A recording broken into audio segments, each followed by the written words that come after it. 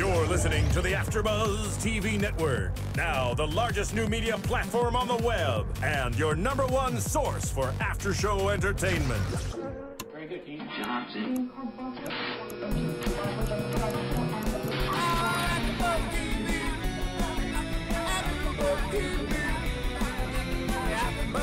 From the AfterBuzz Studios in Los Angeles, California, presented by Maria Menounos and Bing.com, and streaming live thanks to Akamai Technologies, this is AfterBuzz TV's Real Housewives of New Jersey After Show. We'll break down tonight's episode and get you all the latest news and gossip. If you'd like to buzz in on tonight's show, you can buzz us at 424-256-1729. That's 424-256-1729. And now, another post-game wrap-up show for your favorite TV show. It's AfterBuzz TV's Real Housewives of New Jersey After Show. All right, we got some new music. Some Jersey music. Some Jersey music. All right. All right, guys, this is episode 3, Real Housewives of New Jersey. Yeah. It's my party, and I'll fight if I want to. Oh, and they will fight if they want to. Yeah, and they did, and they surely did. All right, let's start with the gym rat. Well, I'm your host, Erika Garcia and we're here with Susan Hahn. I'm also your host. And we're short one person, Deanna, who is out this week, but she'll be back next week. She's probably flying in right now from New York City. Yes, so we had to move the show one day over because of Father's Day. Father's Day, so happy Father's Day. Yes, belated Father's Day to everybody. And yeah, what do you think of this episode overall? There was a lot going on, I felt like. I felt like the whole Gia's birthday thing, Melissa finally kind of coming into light about her lies, Kathy. You can really start kind of seeing like setting. Yeah, and Kathy's kind of snapping at Richie a lot. So what did you think about this episode? Yeah, I kind of like call this like a transitional episode. It seems like they're trying to set things up, like you said, with Kathy and Richie. Like you could tell, like, okay, is there going to be something between Kathy and Richie later on in the season? And then like the whole thing with like Joe and like Caroline, who we'll talk about later, which is kind of getting on my nerves. Jacqueline and like how she's dealing with her son. There wasn't like a ton that happened during this episode, but I felt like they were setting the stage for things that are going to happen. I agree. So. And you know what? I'm kind of liking Teresa again so far. Yeah. I mean, 3 episodes in, she's not making me want to pull my hair out. You know what I mean? Yeah. She's kind of, I think she maybe have learned her lesson from the season prior, because she seems a little bit more reserved. Yeah. So no, I'm kind of liking her again, but I mean, we have to wait and see, I think we have to wait and see. I mean, for me personally, I think Teresa, I agree with you. She seems like she's calmed down a little bit. And I don't know if she's had some kind of coaching or some kind of PR help where they say, you know what, you look like a crazy person out there. Yeah. And they've probably been helping her out. Yeah. But, and in some ways, at the same time, Melissa's kind of like stepping up her like little kind of biatchness a little bit. So I think in comparison to that, it makes Teresa look better, but I still think Teresa's crazy. I still think Teresa's crazy too, but I feel like I'm kind of liking her this season. I mean, all of these girls talk shit. I mean, you see Melissa like, well, Jacqueline developed all these disorders. She has a driving on the freeway disorder. She has a can't work out in public disorder. It's like, wow, like you can really see Melissa's bitchy side. It was kind of nasty too. It's funny you brought that up, because I thought that was a little nasty too. Like, I don't know if she meant it in a bad way, but like, and maybe it's because we see private moments that Jacqueline has with like her son and her husband that they don't see, but it kind of just looks insensitive considering everything that Jacqueline's going through. But I don't know. So like, and the episode starts with Jacqueline putting, her son in that hyperbaric chamber bed, and kind of showing like she's willing to try anything and all that. And I think it's that whole situation is just really sad. And it's hard then to see her in the middle of all this drama, and you're wondering, like, why is my friend calling me out because I'm late and I don't want to work out, or I don't want to I mean, it's 45 minutes away from Jacqueline's house. Teresa even mentioned that. I mean, that's just ridiculous. For me, I can't even go work out somewhere that's like 10 minutes away. It's just like, it's a hassle, you know? And I understand where Melissa was coming from. She's like, oh, I thought this was a class we can all take. But you know what? If she can't make it, she can't make it. I mean, it's not that serious. You got your workout on, like, so who cares? And she ended up showing up anyways. I think she showed up because the producers probably said, we want to set up a place to have this conversation. And they said, okay, well, why don't we go to the gym and blah, blah, blah. So it's like she probably had to show up anyways. And the last thing she probably wanted to do was work out. Right. Like, it doesn't look like Jacqueline works out. Like, I don't mean, like, I mean, just like from her time, we don't really see her that active. So for her, she's probably like, I don't want to do that. You know? I agree. And like, speaking of the gym, that whole situation, so Linda, we know, is Teresa's really good friend. They're like starting to bring her into the show. And Linda calls up Teresa, you know, Jacqueline, Kathy, Melissa, they're all here. What I really liked about this scene at the gym is Kathy calling out Melissa, saying like, you're not sick. Yeah. Because Melissa was saying, oh yeah, my father-in-law went to the hospital. Joey took him there, and she's like, well, you know, I couldn't go because I had this sore throat that's kind of coming and going. Kathy's like, you are not sick. Yeah, yeah. And so I liked how Kathy called her out, too. It's like, dude, there's no way she's sick. Like, you can't just do that and be sick. And I think she even said it to Melissa, like, there's no way you're sick or something like that. Yeah. And I love the fact that that transitioned into Teresa talking with Kim D. I know we're not a fan of Kim D, but it's kind of like, I think it naturally came up like, okay, so my father's in the hospital and Melissa has yet to visit him. And so, I mean, that definitely opened up a can of worms because we see later on at Gia's party. But I mean, I think that, but you know what? I have sister-in-laws, and if my sister-in-law didn't visit my father who is in ICU, I'm going to talk some smack. I'm going to be like, where were you, though? It's one thing if you and I don't get along, but the parents are the parents. You know what I mean? So I kind of understood where Teresa came from in that sense. I kind of understood it. And if we want to jump to that, because there's other stuff I want to talk about, but like I kind of understood that. But at the same time, it's hard to know what side of the story is true. Because you hear Teresa saying, like, no, she didn't come. And then you hear Melissa saying, well, I went. It was maybe not that day. It was like the next day, but I still there. I was there all day. And like, in listening to both of these women, you just, after a while, you don't know. Because I agree with Teresa. It's like, Melissa, you should really go. You should visit him. And there's really no excuses. But Melissa's like, I did. I spent all day with him. And if it's not that day, it was the next day. So get off me. I don't think it was the fact that she didn't go. She did go, I think, but she went on her own time. So what happened was, I think what Teresa's issue is that Joe, her brother, took the dad at like 4 a.m. on Saturday, Sunday. And she was too sick to go, or she had that sore throat Monday, Tuesday, Wednesday, or whatever. And then she went on her own time. I guess that's what Teresa's deal was, is that you went on your own time instead of kind of like, and I understand because that's Teresa's father. So Teresa feels more of like a sense of urgency to be there. Like if anything happens to her dad, but you see like the sister-in-law not being so overly concerned. And I guess that really bothered Teresa. And the thing was, Melissa lied. I mean, she should have been like, Melissa was like, I went there the next day. That's when Teresa was like, no, you didn't. Yeah. You didn't go there the next day. And I don't think that, and I believe Melissa was the one who brought that up, saying that she went there the next day. Yeah. That's why the whole days, like the 4 day, 2 days, it got all the like next day. Switched up. Yeah. I don't know. I just think like Teresa just sits there and makes a fight out of every little thing. It's just annoying after a while. It's like, okay, she went the next day, whatever, get over it. She was still there. Maybe she didn't go the day you went, or maybe she didn't go as soon as you thought, but get over it. I mean, you guys are already having issues, you and Joe. You want to create another issue, another problem? Kind of like what Melissa said. It's like, you know what? If you want to resolve things with like your brother, just get over what I'm doing. Just resolve it with your brother. And after a while, Teresa just needs to like look past it. She might have been annoyed, and if Teresa doesn't like Melissa, Teresa cannot like Melissa. But does she have to make a big deal about it and fight over it? I would be like, because I would probably be like, you know, I don't like the woman. Say if I were Teresa, I'd be like, I don't like the woman. And of course, no surprise to me, she didn't come to the hospital 2 or 3 days later. Right. But I wouldn't sit there and make a huge big deal about it. Especially if I want to sit there and like resolve things with my brother. That's my issue with Teresa. It's like, why do you got to cause a fight? First of all, like, yeah, and Kim D brought it up at the party. And I'm like, and first of all, if I was friends with someone like Kim D or friends with somebody like, who's that other woman's name? Linda. Because they both brought it up. I would have been like, guys, not now.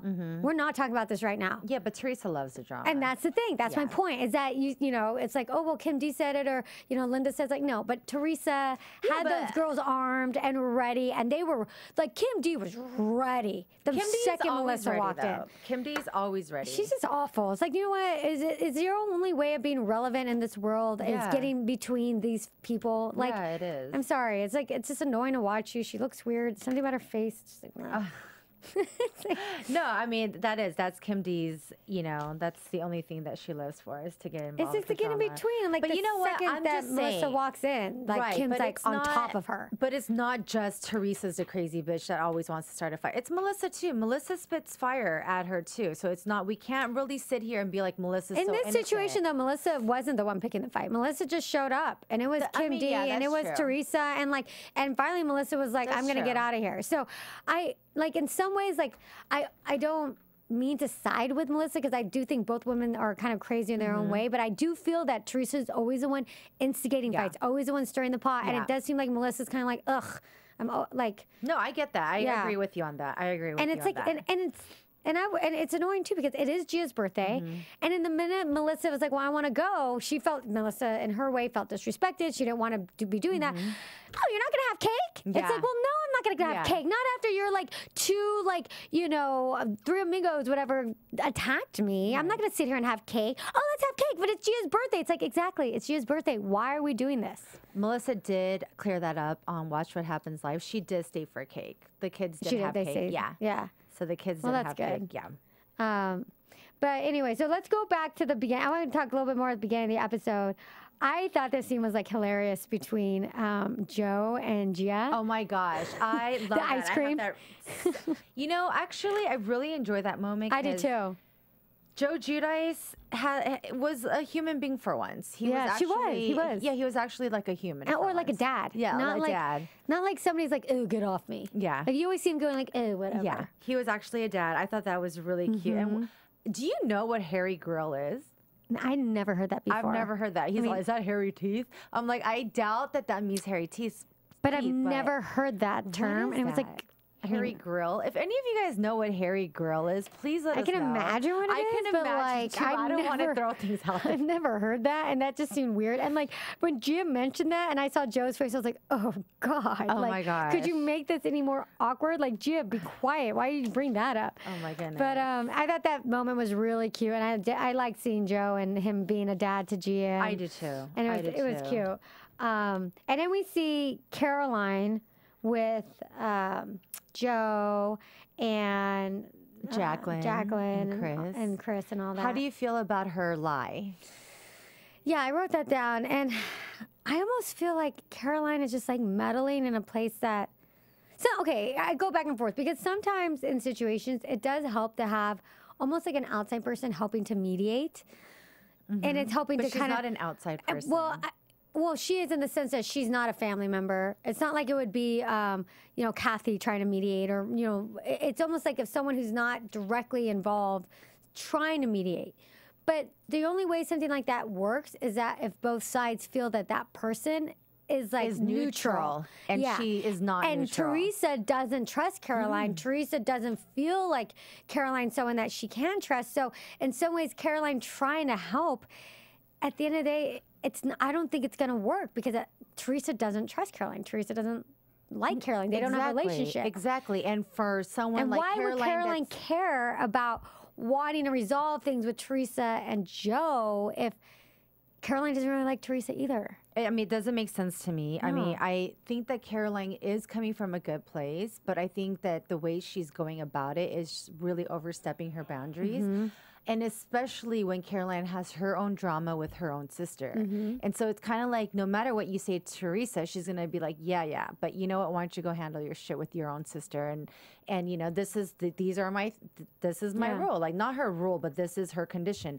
Joe says he's sorry, everything's forgiven. And Caroline decides, okay, well, I'm not going to tell him that. And so it's kind of like, I understand why she lied, because I know Joe would probably blow up and be like, are you kidding me? Like, I have to be the one apologizing. But I kind of feel like, you know what? It's nobody's business. Yeah. You know, and even Melissa got offended. She's like, why is Caroline having these private meetings with my husband about Teresa? Which makes sense. If I were Melissa, I would be pretty annoyed too. I'd be like, if you want to talk to us about my sister-in-law, my brother's sister, then let's all talk about it. But don't have these like private meetings. And why are you meddling in this? And like, if she's meddling and things get resolved as a result of Caroline being kind of the hero, then great. Then we're wrong, you know. But I don't know. Like, I just don't see that really resulting in just a great positive situation. Caroline's meddling. It's like, kind of deal with your own family, like you said. I agree. I was a little disappointed in Joe Gorga this episode. I mean, he's at the house when Chris and Jacqueline buy that, what is that? That hyperbaric chamber bed. And, you know, and Joe's like, you know, this just makes me realize that my problem or my issues with my sister is so, it's nothing. It's nothing compared to what this poor kid is going through and what his good friends are going through. Yeah. And then he turns around. He's like, you know what? I'm not even ready to deal with my sister, Joe. And I want to hurt her because she is hurting me. It's just like, that's some psychological shit right there. I must have missed it when he said that. I rewinded that back like a few times. And this was what I think he was laying on the couch or whatever because he's sick. And Melissa's like, well, I just want us to be cordial. Yeah. And he's like, I'm not ready to like deal with my sister, which I get. But, and then his little comment later on was like, you know, I want to hurt her because I'm hurting. And, you know, it's like, okay, then shut the F up about saying it's about the children. It's about the children. Yeah. If you're sick and you're sick because we see you and he keeps on repeating like he can't, shit is coming out of his ass or whatever. We get that, okay? If you're sick, you're sick. But this is your daughter. I'm not daughter. This is your goddaughter and this is your niece. It's like if you guys are making it like such a point that it's about the kids, then you know what, grow up and make it about the kids, you know? And he's and they're and I agree. It's not, and like I said, I'm not team Teresa. I'm just saying I'm starting to like her a little bit, maybe because the other ones are kind of stepping into the light a little bit more.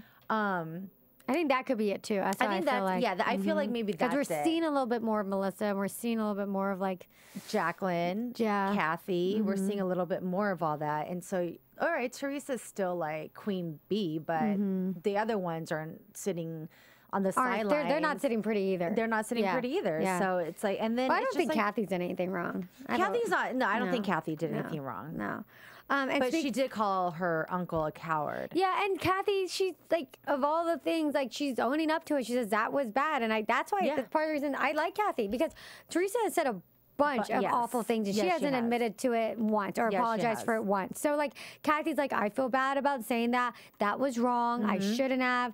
And it was interesting in that scene between her and Richie that like Richie's like, Kathy needs to go. She needs to go. She needs to suck it up and go. And I agree with Richie because Richie was like, now Teresa can't turn. If Kathy goes and resolves things and visits him in the hospital, Teresa can't hold it over her head that you didn't even come visit my father in the hospital. Exactly. And Richie was 100% right with that. And also with sticking with the Kathy thing, it was funny that scene where Rosie took what's this little Joey out to that joyride. They come back. Kathy's pissed at Rosie. And Kathy's like legitimately pissed. And then you see like Richie and Joey and Richie was legitimately pissed too. And then all of a sudden he was like, no, you know what? Good cop. And I kind of thought that was a cop out. It's like, what are you doing? Don't make your wife look like, you know. I totally agree. And I was super annoyed at Richie on I was really annoyed about him. And I was kind of annoyed with Rosie. Yeah, I mean, I love her.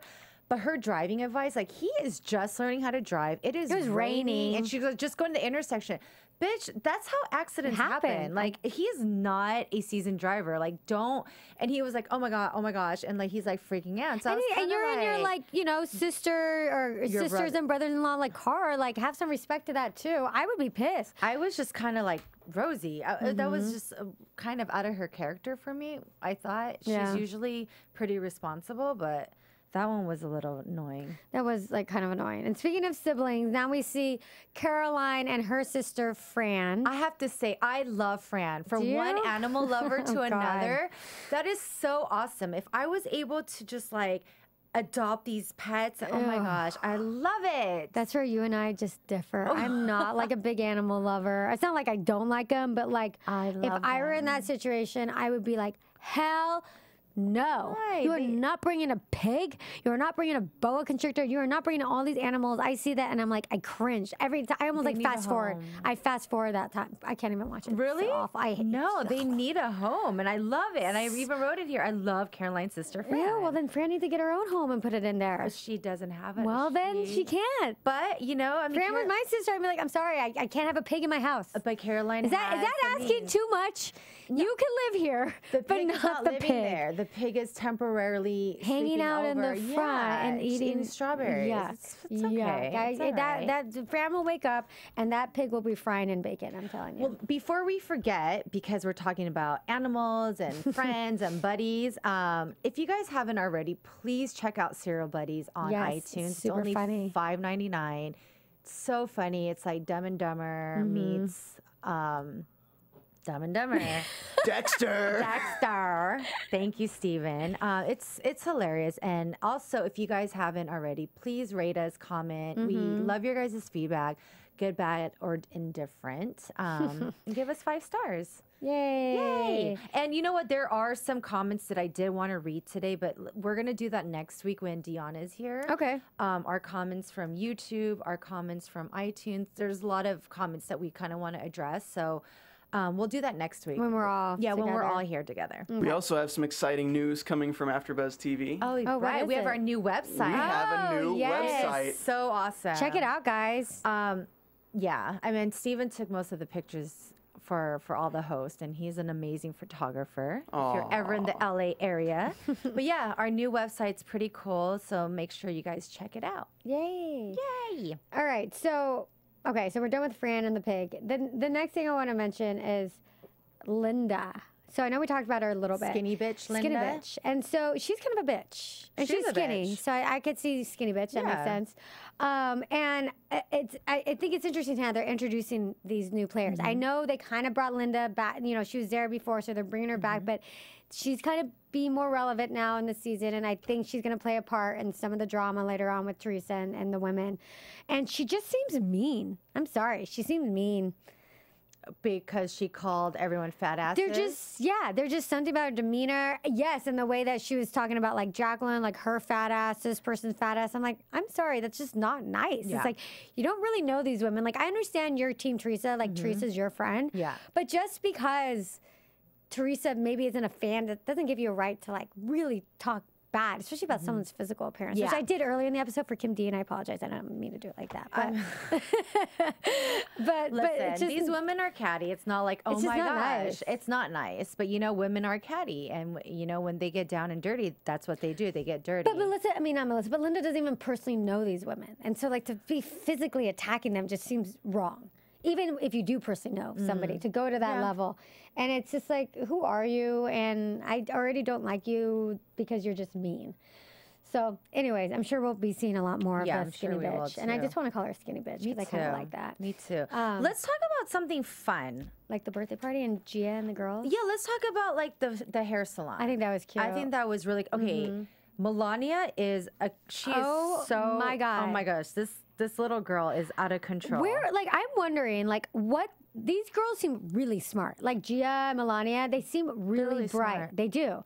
And I'm wondering, like, I've got to give Teresa some credit. I mean, they also seem a little bit not that well behaved. But kids are kids. But kids are kids, yeah. But they just seem bright. They're sharp kids. And I have to give Teresa credit. I don't know what she's doing at home with them, if she teaches them things or, beyond school and all that. But I got to give her some credit because these kids are smart. Last season, we had this thing called Melania-isms, like all her crazy sayings. And did you catch where she was like, I date older men. Christopher her best friends for life or whatever, is a little wimp. I date older men. Like, where the hell does that come from? How old is she? She's like, what is she? 5? I don't know. 7? I don't know. I don't know. I have no idea. Yeah, I don't know. Actually, I'm sorry. We got to start. We have to know. I don't know. We have to know that. Yeah, we have to know. Well, I mean, we know that Gia's turning 12. And it was her 12th birthday. Melania, she has a biffle. Yeah, she does have a biffle. But Melania and like what she says, it's just hilarious. I cannot believe that came out of her mouth. Like, well, I'm into older men. She's just, oh my God, they're so cute though. She has no choice but to be into older men. She's like 5. Exactly. But you know, when you were saying like the kids are misbehaved, it's not just Teresa's kids. It's also Melissa and Joe's kids too. Because you hear him calling his mom a poopy head, and she's like, "Do you want me to put some hot peppers in your mouth?" And he's like, "I don't care." Yeah. So that little boy has attitude too. So it's not just Teresa's kids. And Melissa's kids are talking back too. I have to say, Caroline's kids are pretty respectful. They always have been. Caroline will beat them. That's what I'm saying. She's got a good hold on her kids, and her kids are very respectful. Her kids are very good kids, and I give Caroline a lot of credit. That I don't know. Teresa's kids are smart. I would be scared to see that household in like 10 to 15 years. Me too. And those girls, like, woo.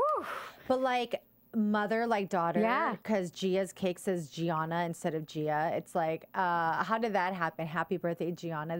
That's her full name. Is it? Gia is short for Gianna. Okay, because Teresa said it's Gia, not Gianna. Oh, really? Yeah. Oh, well then. That's why I was like, well, that's a big mistake on a big ass cake. Yeah. Yeah. I don't think her name is Gianna. No. But you know what? Let me go back and I don't really know, but I would think that it's short for that. But so then we the hair salon, that was a really cute scene. We saw Teresa bouncing out from her kids, from the girls to the girls, and at the end she was at the 3-year-old. She's like, yeah, it's just fun. She doesn't respond to me. Yeah.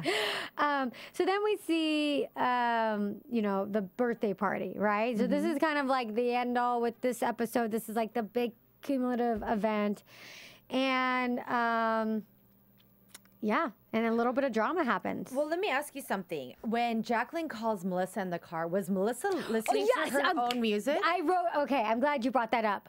I put a note here. I was like, I wanted to ask that. Like, please tell me. No, she was not listening. Please, you tell me that she was not jamming out to herself. Because I think she was. I really think she was. Narcissistic. I think she was. That's what she was doing. I really think she was playing her own song.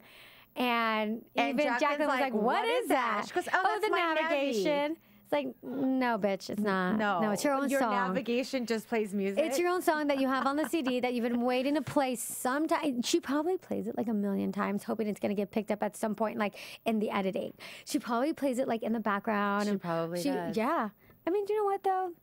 If I had my own CD that I was trying to like sell, I wouldn't do that. I wouldn't do that. I wouldn't do it. That's kind of lame. I would try and do other ways of getting my music out. Like, I mean, as much money that Joe threw into her production of this, it's like if it didn't pan out. Sorry, boo. I don't know, maybe. Well, I think they're still trying to build it up, right? Yeah. On display. That that doesn't leave my head sometimes. On display. But not in a good way. No, not in a good way. No. Just like a money can't buy you class. Did you ever hear the Real Housewives of New York? The Countess's song? Oh, no. Oh, my God. She had her own song, Money Can't Buy You Class. I liked Don't Be Tardy for That's a good one. I mean, can we bring up all the awful Housewives songs? Awful. And not to mention, who's the woman that was on this series, the stripper that they let go? Danielle. Her song. Oh, Remember her lesbian song? No. Oh my gosh, she had like a lesbian song with like her and a lesbian that they played. Oh yeah. I thought you meant like a lesbian song, like about a lesbian. No, I guess it could have been about a lesbian. I guess it could have. They sang together, and she was like a lesbian, and they were singing. Yes. Yeah. Anyways, moving on. Antonia and Gia really love each other. No, I'm sorry. Antonia and Melania really love each other. I know. It's kind of sad to see them. So sad. Mm-hmm. It's so sad. Oh, Melania or it was Gia. They made it's just like, the kids get it. It was Gia, and she was like, annoyed at the hair salon when Teresa kept on asking her, Tio Joe, or Melissa, and then she was like, stop talking about it. You don't talk to them. Why are you bringing it up to me? And she's like, well, he's your godfather. Yeah, she's like, I know, and its situation sucks. Yeah. You guys suck. Yeah. So why are you bringing it up to me? It hurts my feelings. I'm sad about it. Like, that's like what she's saying, basically. It's horrible. And it is. It's like, I totally side with you on this. And let me ask you something, because you know how at the party they were in the adult room? Mm-hmm. Does that make it okay for them to have these arguments, because Gia knew right away when she walked in. It's energy. The kids can sense it. You know, ultimately, I think that Gia did enjoy her birthday party, but it's like, my goodness, Joe, Melissa, Teresa. I just feel like they are just so toxic for these children. Yeah. It's just so Toxic. crazy. And it has to stop, you know? Like, Gia is 12 years old. When I was 12 years old, I mean, I knew a lot about I knew what was going on. I could pick up what was going on around me, especially with the adults. I really knew. Of course. Yeah. When you're 12 and when you're 12, kids really do. Yeah. Especially someone like Gia that's pretty bright and she's very sensitive to the situation already. So it's not like she's like, oh, whatever, I don't care. Like, that's my annoying uncle. No, she's very sensitive to the situation. That's her godfather. She has a very close connection with him. So she's hyper aware of what's going on. Exactly. So it is sad. The whole thing's sad. So, you know, the episode ended with them fighting and about them going to the hospital, which we already talked about.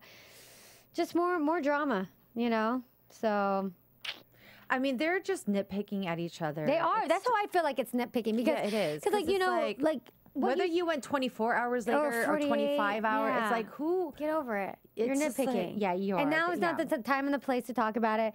And don't bring, you know, Flotsam and Jetsam here to, like, attack Melissa. Exactly. It makes the situation just so much worse. You know? I agree. Especially, like, I totally agree with what Melissa said. Like, if Teresa, if you're saying that you want to work things out with your brother, why are you stirring the pot? Why are you bringing these, like, other toxic people around? Why are you starting these fights? Like, no, I agree. and I'm not saying Melissa's an angel, but, like, I have to agree with her on that. I agree. And it made Teresa look bad. It made Melissa look kind of like the good guy in the situation because she was being attacked.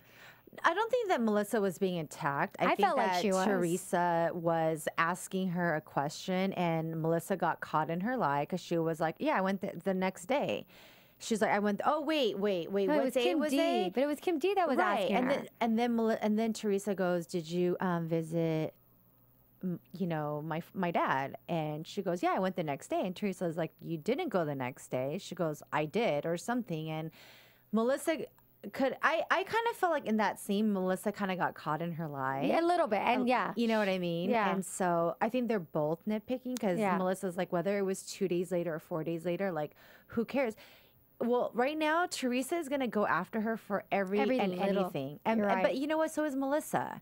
And Melissa's waiting to be like, you know what? Come at me because I'm going to go tell your brother. It's just like, these are two grown-ass women with children. It's like, you know what? Boyfriend, husband, they don't need to get involved. Handle your own shit. Yeah. And it's getting, I mean, it's been getting on my nerves. It's just like, you know what?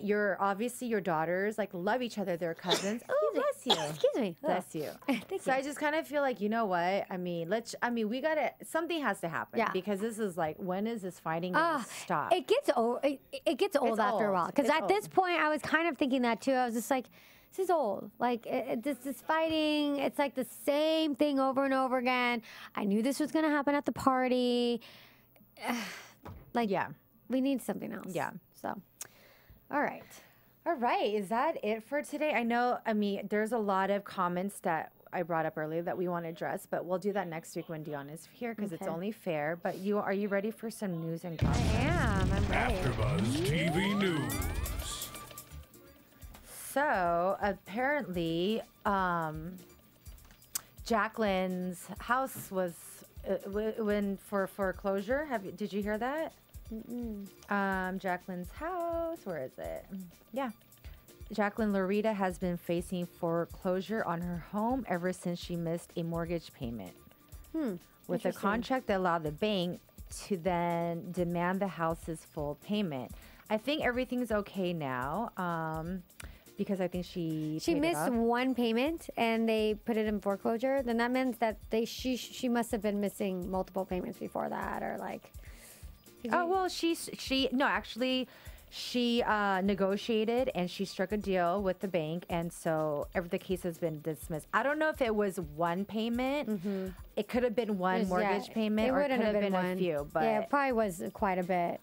But I'm glad that they settled that because it's just too much with them. What's going on in the house with? Well, I wonder, is it that they couldn't afford their home, or did they not have the money at the time? Like, it just seems like with all these families there, they just live so big, and it just seems like they live beyond their means. We hear all the time as this person's going to foreclosure, that person's going to foreclosure, this person's in bankruptcy.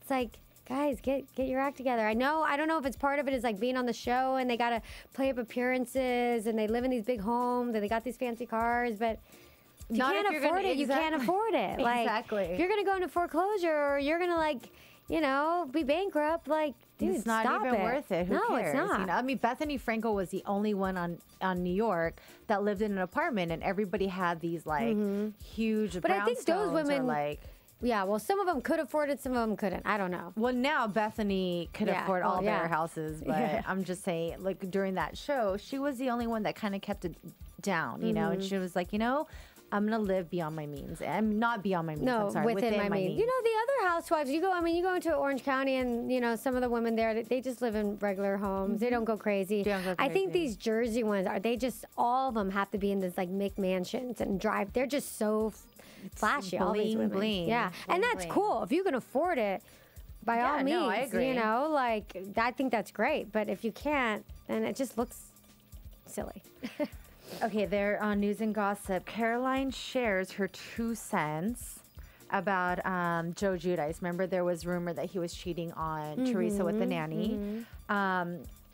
You know, at the end of the day, Teresa not defends Teresa, but she says, you know, Teresa comes from a very religious Italian family, and you know, her family just doesn't believe in divorce, and that's why she puts up with so much. But I think does her family believe in reality television and having your entire life exploited on TV? I mean, it's money.